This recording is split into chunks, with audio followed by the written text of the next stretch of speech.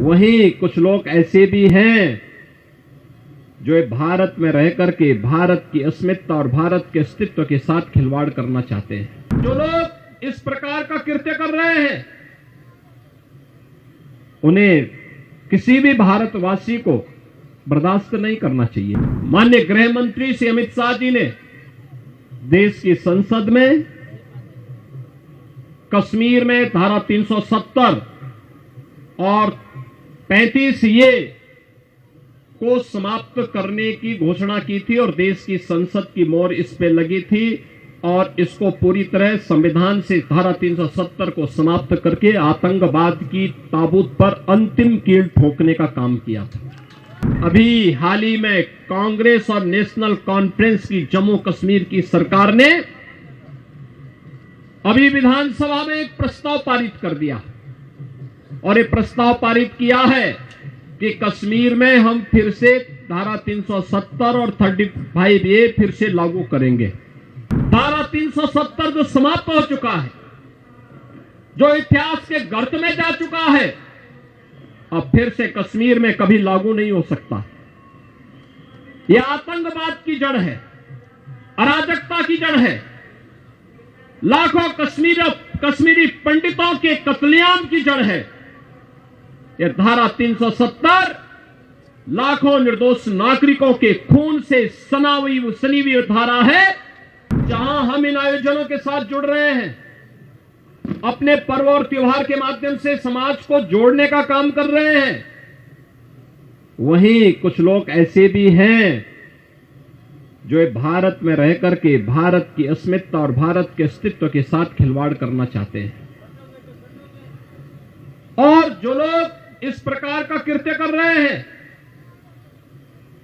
उन्हें किसी भी भारतवासी को बर्दाश्त नहीं करना चाहिए। याद रखना, 140 करोड़ भारतवासी जब एकजुट होकर के एक स्वर से बोलते हैं तो पूरी दुनिया आपकी बात को सुनती है। जब हम जाति, मत और मजहब के आधार पर बटे होते हैं तो दुनिया भी आपको नजरअंदाज करती है। एक स्वर से 140 करोड़ भारतवासी जब बोलेगा तो दुनिया की किसी देश की, दुनिया की किसी भी ऐसे तत्व की का दुस्साहस नहीं जो भारत की ओर टेढ़ी नजरों से देख सके। कोई नहीं देख सकता। लेकिन जब हम आपस में ही बटे रहेंगे तो ये दुष्परिणाम भी हमारे सामने आएंगे। और उस महत्वपूर्ण मुद्दे की ओर मैं आपका ध्यान आकर्षित करना चाहता हूं।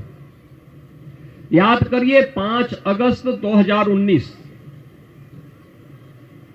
प्रधानमंत्री मोदी जी की प्रेरणा से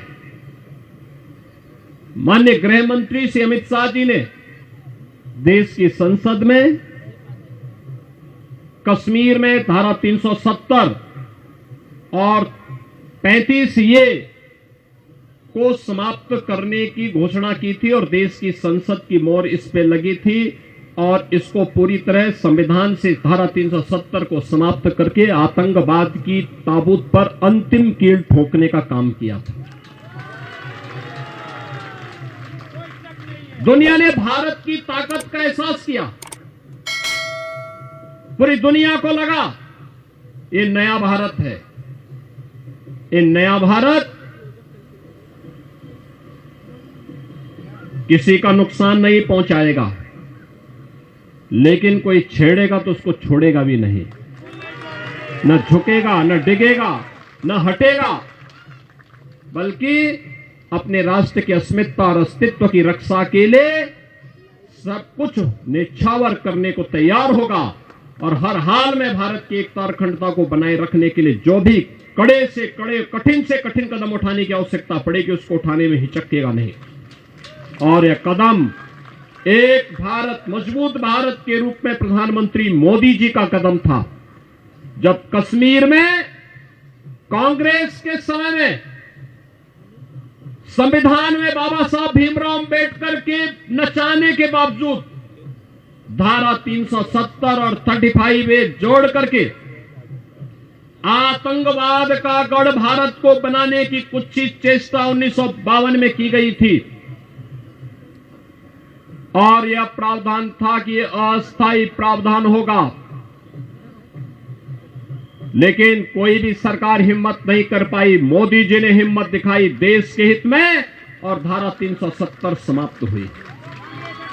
आज आप देखते होंगे जिस कश्मीर में पत्थरबाज पहले पत्थर मारते थे, वह कश्मीर आज एक बार फिर से भारत का स्वर्ग बनने की ओर अग्रसर। आज उस कश्मीर में बड़े बड़े इंफ्रास्ट्रक्चर के कार्य हो रहे हैं, टनल बन रहे हैं, एम्स, आईआईटी, आईएम जैसे संस्थान बन रहे हैं। आज उस कश्मीर में लाखों की संख्या में टूरिस्ट फिर से जाना प्रारंभ हुआ है। याद करिए, वह भी दिन हमने कश्मीर के अंदर देखा था जब इस धारा 370 के कारण कश्मीर में व्यापक हिंसा होती थी, कश्मीरी पंडितों को निशाना बनाया जाता था और वहां पर जिसने भी भारत के पक्ष में कोई बोलता था उसका कत्लेआम होता था, सामूहिक नरसंहार होता था। वह कश्मीर, जिस कश्मीर में 1989 और 90 में लाखों की संख्या में कश्मीरी पंडितों को प्लान करने के लिए मजबूर होना पड़ा था, उस कश्मीर को सुरक्षा की गारंटी मोदी जी ने दी और कश्मीर में इसके लिए धारा 370 को समाप्त किया। लेकिन बहनों और भाइयों, जब कश्मीर इस सुखद अनुभूति के माध्यम से राष्ट्रीय एकता और अखंडता के साथ आगे बढ़ने के लिए तेजी के साथ आगे बढ़ रहा है, उन स्थितियों में अभी हाल ही में कांग्रेस और नेशनल कॉन्फ्रेंस की जम्मू कश्मीर की सरकार ने अभी विधानसभा में एक प्रस्ताव पारित कर दिया और ये प्रस्ताव पारित किया है कि कश्मीर में हम फिर से धारा 370 और 35A फिर से लागू करेंगे। बहनों और भाइयों, ये कांग्रेस और नेशनल कॉन्फ्रेंस की विघटनकारी विकृत मानसिकता को प्रदर्शित करता है। ये बताता है कि राष्ट्रीय एकता के साथ खिलवाड़ करके देश को फिर से आतंकवाद की भट्टी में झोंकना चाहते हैं। पूरा देश कांग्रेस के इस विघटनकारी प्रवृत्ति को देख रहा है और हम सब इसकी निंदा करते हैं और हम कांग्रेस के नेतृत्व को भी कहते हैं कि कांग्रेस के नेतृत्व को राष्ट्रीय सुरक्षा के साथ खिलवाड़ करने से बाज आना चाहिए। देश उन्हें स्वीकार करने को अब तैयार नहीं है, कतई तैयार नहीं है।